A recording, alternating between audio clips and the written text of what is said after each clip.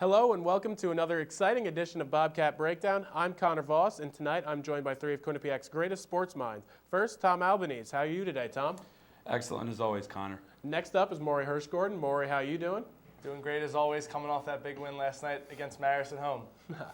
And finally, the veteran Nick Dench. Nick, how are you doing? I like the veteran, but I'm ecstatic. Of course. Anyways, we start with women's hockey. This past week, the Bobcats picked up a point on their trip up to the North Country, tying Clarkson 3-3 on Friday, but were shut out by St. Lawrence 3-0 on Saturday. Quinnipiac sits in fourth in the ECAC right now, only 1 point up on St. Lawrence. So guys, what implications could the loss of St. Lawrence have on the rest of the season? Do you see these games against Brown and Yale being potential trap games for the Bobcats? Nick, we'll start with you. The implications this weekend, it was a much bigger weekend than people understand. Tying Clarkson's huge. Clarkson is such a great team. Scoring 3 goals against Erica Howe is an accomplishment in its own. And then shutting down Jamie Lee Rattray, for the most part, is great for this team. So overall, the implications of the weekend, they get a little confidence even though they didn't have the greatest game against St. Lawrence. Carmen McDonald's an extremely good goaltender. We saw that last year here in the ECAC playoffs. And then going forward, I don't see these as trap games. They know how good Yale is. They've already played them twice. And they tied once, and they had a tough game in that Nutmeg Cup final. And then Brown, they know their goaltender is extremely good. She just won ECAC Goalie of the Week. So they know how good these games are, and they know this could very potentially be their last home weekend of the season. Nick, I definitely agree with you. This weekend might have cost them a home series in the playoffs, but I definitely think they're going to lock up the 4 seed. I think they definitely are going to defeat Brown, Yale, and Colgate as they move forward. The Bobcats are 11-2-4 at home. They scored 2.94 goals per game at home. So when the Bobcats are playing at home, if they can take care of business in the last 4 games, Tom, then they'll be looking good come playoff time. Yeah, this team is definitely better at home than on the road. And what you need to really take away from the weekend against both Clarkson and St. Lawrence is that, as Nick said, they had an excellent game against Clarkson, but then it fell apart once they could not score a goal against a team that's below them in the standings in St. Lawrence. And that loss, I think, Morey, really hurt this team because, as everyone saw in the USCHO, they dropped from 8th to 10th, and with just one loss like that, that's huge in that stance of the way. And St. Lawrence is only 1 point behind Quinnipiac for that 4th seed. So basically the biggest takeaway from me is Quinnipiac has to win the rest of the way. I don't think they could afford another loss, and I really don't think they can afford any ties because St. Lawrence is right on their heels in terms of that 4th seed, and they need that 4th seed, obviously, to get a bye in the first round of the ECAC tournament. And in terms of the Yale and Brown, are they trap games? They could be if they fall into the trap of what they did against St. Lawrence, but like Nick said earlier, they played Yale twice earlier in the year, 2 good games by the Bobcats there, and obviously we all know how good Brown is as well. So if they just keep going to the team that they are and they do well on the offensive end, more people supporting Kelly Babstock, this team could definitely keep that 4th seed and get that bye. Guys, let's be honest here. The St. Lawrence Quinnipiac is going to be the matchup in the first round. We all knew that going into this weekend, and we still know it coming out. It's just a matter of where. And I don't think they need to win all 4 games. They need to win 3 of them because St. Lawrence has to go to Harvard, and that's even harder to play at than just about anywhere else in the ECAC. So you go into that, they know they need 3 wins, and they have 3 of the worst teams in the conference. Yale's kind of better this year than usual, but Colgate and Brown are in that bottom third where they're not going to make the playoffs. So you have a playoff matchup last weekend. They've seen Carmen McDonald twice now. They've seen the rest of that St. Lawrence team twice now. It's a very tough game, but they know they're going to see them again. Nick, I definitely agree with you. When you lose to St. Lawrence, you can use that game as a building block. They can go back, they can look at film, they can perfect those mistakes they made. And like you said, they play 3 of the worst teams in the ECAC. And after that, they play Cornell to round out the season. And that could be a second-round matchup in the playoffs as well. So definitely the Bobcats can use the St. Lawrence loss as a building block, and they can improve from there on out. Okay, well, with that, you guys bring up the playoffs. Do you see this team making it deeper in the ECAA tournament? And if so, do you think they could make a possible national tournament run? Morey. I definitely see it, especially in the ECAC. They have the pieces. Darkangelo and Babstock are 2 of the nation's best playmakers. Chelsea Layden is only giving up 1.43 goals per game. Emma Woods is a top 10 freshman. They have the pieces. And then you go to the defense. Shelby Wignall anchors that defense. She's a great team leader. Taryn Baumgart and Emma Greco have played meaningful games in Canada before they came to the D1 level, and the rest of their players are sophomores that have had meaningful playoff experience last year. Yeah, but the one thing about that, Morey, is obviously I believe that Quinnipiac is going to get that 4th seed, and if they do play in the quarterfinals, I think that's going to be a win. But after that, they're going to have to go on the road against a team, likely either Harvard or Cornell, depending upon who comes out of that draw, maybe even Clarkson as well. This team has not, they may have been successful at home. What's going to happen when they go on the road facing these tough teams? I don't think it's going to be that easy for the Bobcats, and I don't see the Quinnipiac making it to the finals. I see them out in the semifinals, in my opinion. Tom, in the second round, though, it's one game. All right. And in college sports, you see upsets happen all the time. Absolutely. If Quinnipiac gets through the first round, all they have to do is win one game on the road. It's 60 minutes of hockey. Anything can happen. I think it depends on. It's going to be a great first-round matchup against St. Lawrence. We know that. They've played them tough last year. They play them tough again this year. Whoever comes out of that is probably going to end up getting Clarkson or Harvard. And those are 2 tough games at either Clarkson or Harvard. If they can do that, they get some momentum going forward, and they have the experience, Morey, as you mentioned. Sid Rusler, somebody you didn't mention, she's huge on that defense. My biggest issue is Chelsea Layden has definitely digressed since the beginning of the season. One key stat also to keep in mind, they haven't scored on the power play in their last 9 games. They're 0 for their last 34. Definitely something come playoff time that they need to work on. I just don't I like what the points that both of you guys bring up in terms of experience, and obviously that's key. But this team on the road, going to a place like Harvard or Clarkson or Harvard in the semifinals, I just don't think it's going to happen. This team, yes, I agree that they have the experience, as all the players you mentioned, but this team, I don't think, is built to win on the road. They haven't shown it of late, and that, I think, is going to be the key to the deciding factor. Can they defeat one of those teams? Absolutely they can. But it looks like, to me, it's just not going to happen because they just don't have that road, like, being able to win on the road. And that's key, especially going to 2 places like Clarkson or Harvard. Both places are very hard to win at. If they clean up their act in the last 4 games, they could be riding hot into Absolutely. the playoffs. Anything can happen. They proved they can do it at Clarkson, though. They played an extremely tough game against Clarkson. And if they somehow get Cornell, they have played Cornell extremely tough the last 2 years. They should have won that home They game. should have won that at home last year, too. Or they did win last year at home.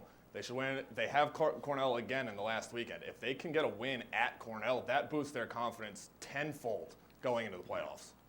All right, guys, well, we have to wrap this one up. After break, we're going from the ice to the hardwood, and we're going to talk some Quinnipiac basketball. Stay with us. The Bobcat Shop, located at 1010 Sherman Avenue in Hamden. Your #1 choice for Bobcat merchandise. The Bobcat Shop features 2 floors of countless styles and colors. With a full 19,000 square foot screen printing and embroidery operation on the premises, Campus Customs and Simplify can design and decorate any garment or promotional product as quickly as needed. Stop in and say hi. Welcome back to Bobcat Breakdown. The men's basketball team picked up 2 wins this past week over Iona and Marist to move into a tie for second in the MAC. And now with the season riding down, what remaining game is the most important game for the men's team? Tom, we'll start with you. This is a tough one. Obviously, you got a bunch of interesting matchups, and, anything could happen down the stretch. This one matchup I am looking at, the very last game of the season when they traveled to Marist, really because of what just happened on Monday. Marist almost came out of Hamden with a victory against the Bobcats, only lost 83-78. And obviously, teams like Canisius and other teams they play on the road are obviously going to be pivotal games for them.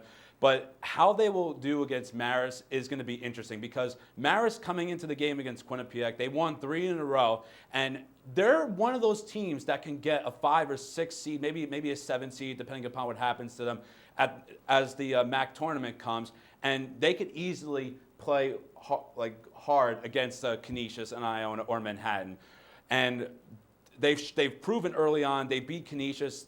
They could not defeat Manhattan or Iona, which Quinnipiac did, obviously.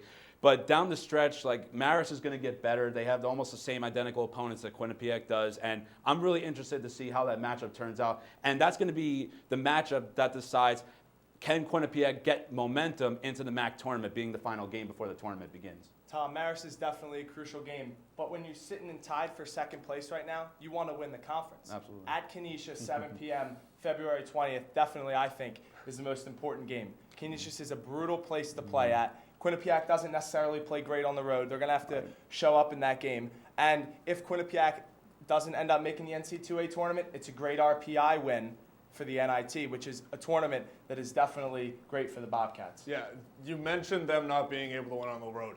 My big game for them is St. Peter's because they couldn't beat a bad St. Peter's team on the road. St. Peter's comes in here on Sunday, and when you get a team that you didn't beat when you should have beaten them, that's the game you got to look forward to gain a little momentum going forward. They have Fairfield on Thursday. Fairfield is the worst team in the conference. Then you go to St. Peter's. St. Peter's is their second to last home game. They need that momentum going forward to a longer road stretch. Quinnipiac has gotten several key victories on the road, one of them being Manhattan, obviously, after that tough game that they had against Iona, being out-rebounded for the first time in 49 games. Obviously, this team can win on the road. The record may not show it, but the way that this team has that spirit, has that oomph, that consistency to do well on the road as well as home, anything can happen for the Bobcats, and there are these games down the stretch, like at Fairfield, at Niagara, and at Marist, as I mentioned earlier, and obviously Canisius as well. All four of those games can be winnable games if they play the way they've played at home, and obviously that's the key, depending upon where they're going to end up in the seedings for the MAC later on. Connor, you're right. Tom Moore has said that, but he also said after the Canisius loss at home a couple weeks ago, when they were going in ready to prepare for the game at Siena, that the teams in the middle of the MAC and the teams at the lower part of the MAC are definitely better quality than they've seen in the middle and the lower parts of the NEC. So those games are tough, and those games are definitely winnable, but the most important, you want to win the conference, it has to be at Canisius. Yeah, I mean, you have to beat Canisius, but before you get to either of those games, guys, you have to play well against the worst team in the conference in Fairfield and then come home and beat a team who gave you issues earlier this season over break, which they're going to have a chip on their shoulder going forward into that game because of the fact that they didn't beat them, and that game is separating them from being in sole possession of second place. But Nick, that game at Fairfield, let's not look past that coming up on Thursday. Fairfield has beaten Manhattan at home this season. The last 2 seasons, Sidney Johnson's team, let me take a step aside. Sidney Johnson used to coach Princeton. That was the game in the NCAA tournament when Brandon Knight hit the game-winning layup off the glass to defeat Princeton when Kentucky was a 4 seed. He's a great coach. The last 2 seasons as a 7 and a 10 seed in the MAC tournament, Fairfield has gotten to the MAC championship game. We can't look past Thursday as well. I'm not looking past Thursday. You look at how Fairfield's built. They have Ed Cooley recruits on their team from 2 years ago. Ed Cooley, now one of the top recruiting coaches in the country at Providence College, mind you. Providence College is not the biggest name, but they get the best recruits in the country because of Ed Cooley. So I'm not looking past Fairfield, but their chemistry really isn't that great, which is why I think it's not really the biggest game they have. All right, well, we're going to move to from the men's to the women's. The women's basketball team is starting to heat up as the postseason gets closer. Now, guys, which women's basketball player off the bench needs to have a big remainder of the season? Morey, we'll start with you. I definitely think it's freshman forward Morgan Manns off the bench. She's only averaging about 9 or 10 minutes in conference off the bench. But if you look at her numbers, if she plays 40 minutes, she gives you about 10 points and 5 rebounds. So if Brittany McQueen's having an off night or she's in foul trouble, Morgan Manns definitely can come inside, solidify that help defense underneath, and give you about 6 points and 4 rebounds, use up some fouls, and disturb the flow of traffic inside. A freshman? I don't think it has to do. Obviously, Morgan Manns is a good player. But in terms of most important player down the stretch that needs to step up her game off the bench, it's got to be senior Cameron Warner. Like the way she averages 16 minutes per game, and she's only been producing 6 points and 5 rebounds per game, especially when you have other forwards like Samantha Guastella and Brittany McQueen. You need to have that third piece to the puzzle that could add some rebounding to those other 2 ladies right there. And if she needs to pick it up a little bit, because 5 rebounds, to me that just doesn't sound good. And also another thing I want to add in, she's the tallest player on this entire team at 6'2". So she's the tallest person on the floor for the Bobcats at all times, because And in that stance, she needs to grab those rebounds. And 5 per game, that's not going to get the job done. She needs to step up her game. Tom, I got that final piece of the puzzle for you. It's Nicolai Ostergaard. Nicolai Ostergaard has been so good for this team off the bench, but she needs to step it up. She has been a much better player than we expected her to be, and she's been getting more minutes because of it. And when you get those added minutes, you need to add production. And she hasn't been doing that as of late. She needs to get in those dirty areas, get those rebounds, and work on the low block like she did the other day when they finally got a win without shooting a bunch of threes. That's one of the big things, and I think that's why we're all picking big players down low. Morgan Mans even showed in Bobcat Madness she can shoot the 3. So when a big man comes outside behind the arc and gives a pump fake, she definitely can feed the ball to guards if the big man has to come out, which leaves the center of the lane open. Yeah, Cameron Warner, the way I look at this is a player that obviously she's a senior. She needs to step up as one of those leaders, and I really mean the word step up because obviously she's been doing well in some games, but obviously she hasn't gotten the job done. And the other 2 players that you guys mentioned, yes, they've been productive for the team, but Cameron Warner needs I think she's a little bit lower than those 2 in terms of where they are right now as a team, and she needs to step up more than I think those other with two. limited minutes. In the MAC, they play the run and gun style. Morgan Mans can get up and down the floor. Brittany McQuain has been very inconsistent this year. And with her ability to extend other zones and other teams' defense, I definitely think she brings all the aspects. Not only is she a big man, but she can also shoot the 3, and she can also run the floor very well. My biggest question with Cameron Warner is, can she get back to full health? She missed a month with a knee injury. That's why her numbers have been down. That's why her production's been down. I don't know if she can be the best player off the bench because of how her knee has been. I need to see her produce in one big game before I can think she's going to have to be the best player off the bench. At the beginning of the season, when Trisha Fabry was using her gold rush, 5 in and 5 out, when the ones would come off and she would put them back in the game, sometimes she would give Guastella or McQuain a breather and insert Mans. Mans has definitely run with the ones, and she's shown she can play there. All right, guys, thanks you very much. We're going to take a break on Bobcat Breakdown, but when we come back, we will discuss the past weekend for the men's hockey team. Stick with us.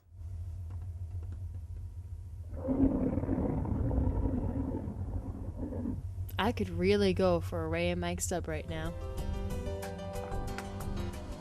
Come to Ray and Mike's and try our Philly chicken with cheese for just over $4, giant cheesesteak subs, and mouth-watering boar's head sandwiches for as low as $4.75. Q-Cash accepted just a mile down the road on Whitney, here at Ray and Mike's. Welcome back to Bobcat Breakdown. The men's hockey team split the weekend with a 6-3 win over Clarkson on Friday and fell to St. Lawrence 3-2 on Saturday night.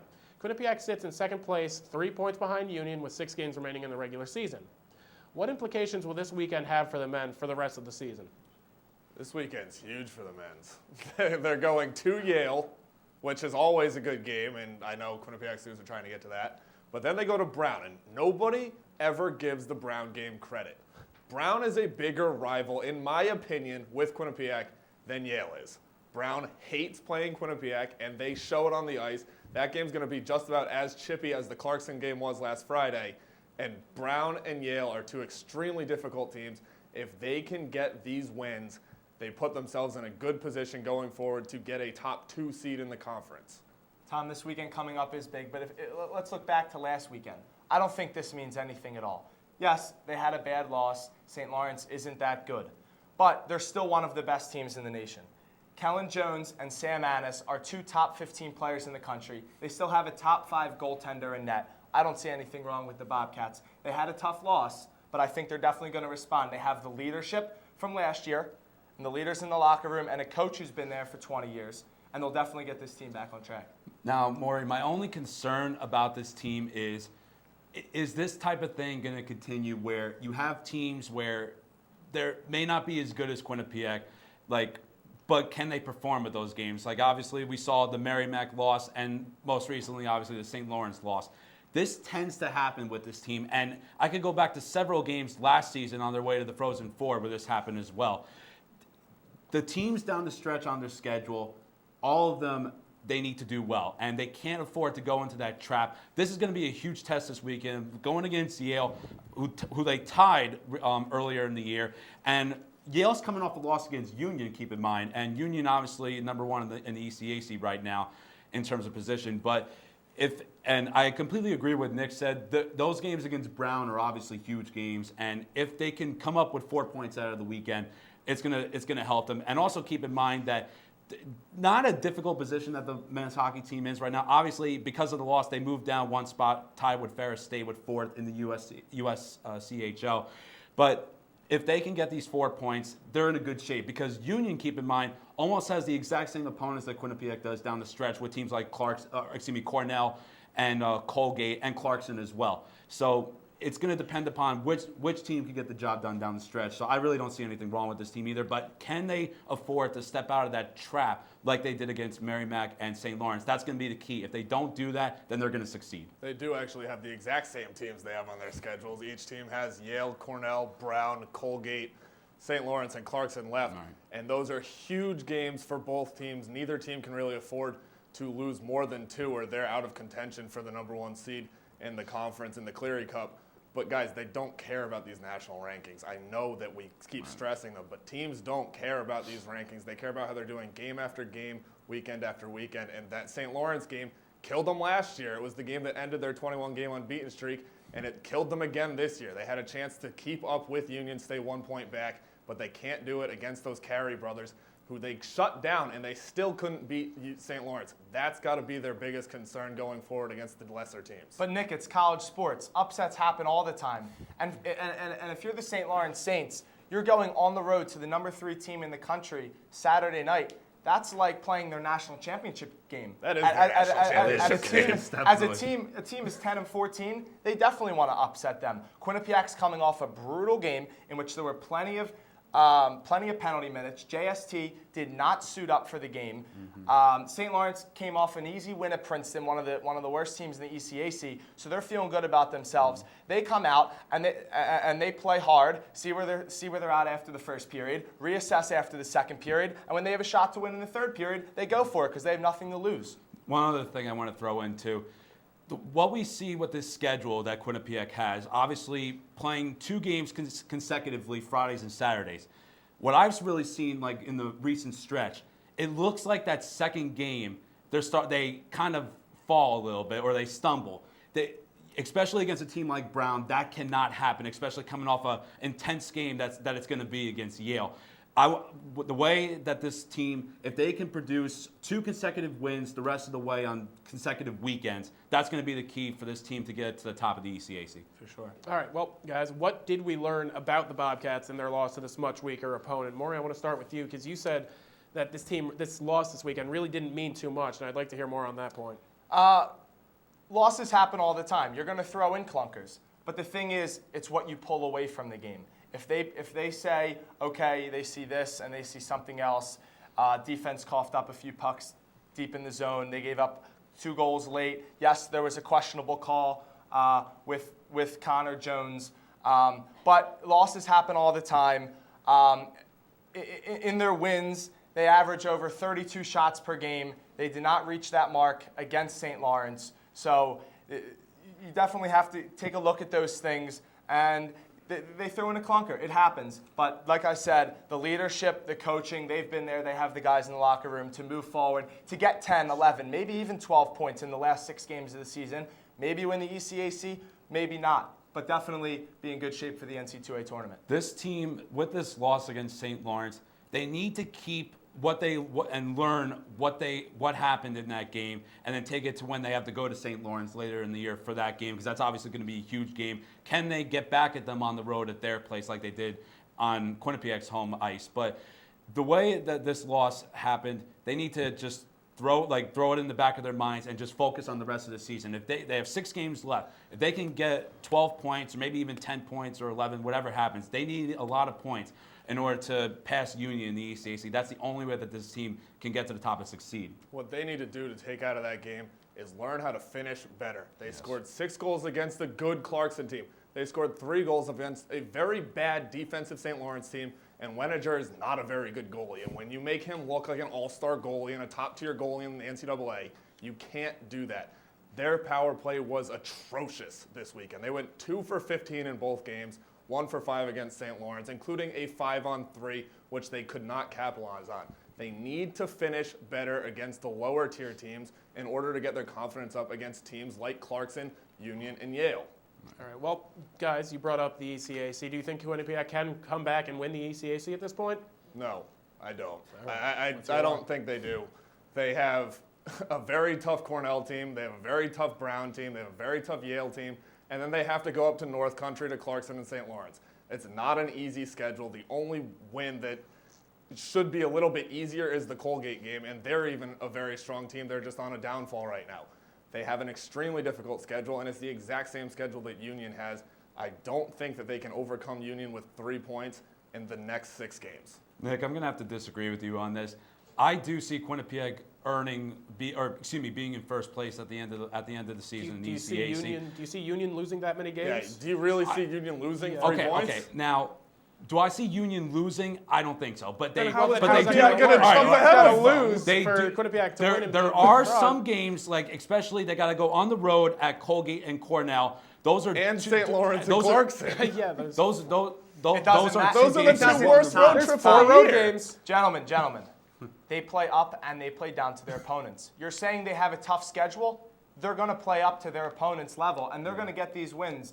Union could throw in a couple ties, Absolutely. maybe even a loss, just as Quinnipiac lost at home to St. Lawrence. No one could have predicted that. Anything's possible in college sports. Union is going on the road to Cornell and Colgate. Quinnipiac obviously has both of them at home.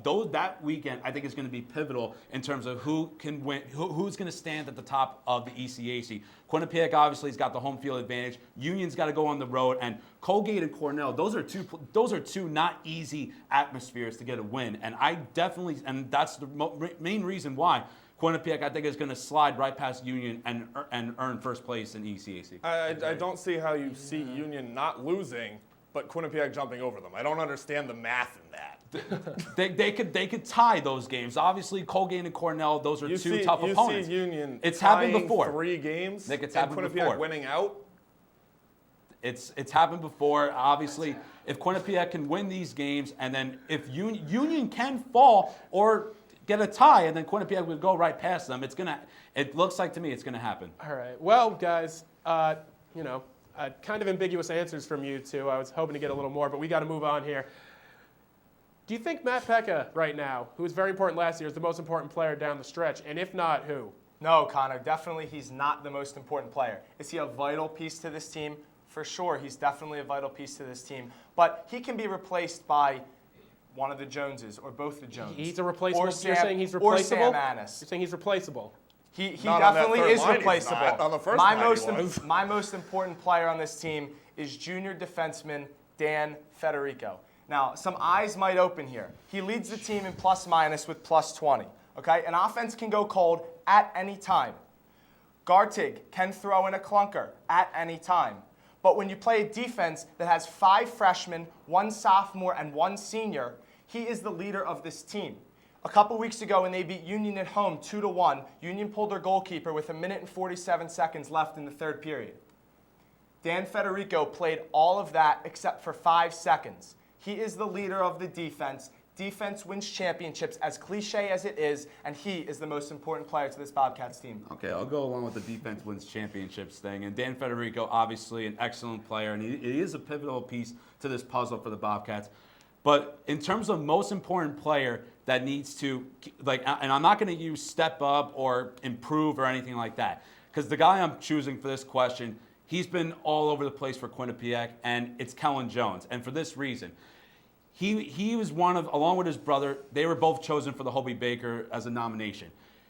In that stance, he needs to continue his success. He's second in goals behind Sam Annis, and he's one of those offensive leaders. I know you say defense wins championships, but if you play good defense and not score, something may happen. And Kellen Jones is this answer for Quinnipiac. In his senior year, this is obviously has been his best year. Tom, if you at play Quinnipiac. good defense and never give up a goal, the game will always continue. here's my thing Dan about- Federico here's my thing has with not giving logged up a more. goal. Dan Federico has logged more minutes than any defenseman or any forward has this season. He's been on the ice the most. He's the most important Here's player. my thing with not giving up a goal. Kellen can score goals. Federico can play defense.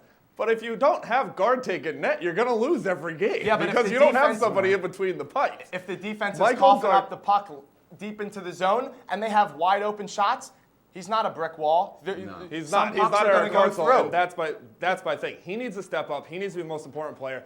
Last year's team is very similar to this year's team. The biggest difference is the goaltender. Right. If you get Michael Gartig to get even 3/4 of the way to where Eric Hartzell is, this is a very difficult team to beat, and we've seen it in games. But then when he has those clunker games, which you mentioned earlier, Morey, they lose, and they need Gartig to play better in net more consistently the last 6 games of the regular season, and then through the ECAC tournament, and then into the NCAA tournament. I agree with you, Nick, but when a game gets tight and a game gets close, it's your most dependable, your most trustworthy leader, and that's Dan Federico. But Kellen Jones, again, very key offensive player on this team, and he's been scoring goals like all over the place of late, and he's the key to get the Bobcats on the offensive end, along with Dan Federico in that defense.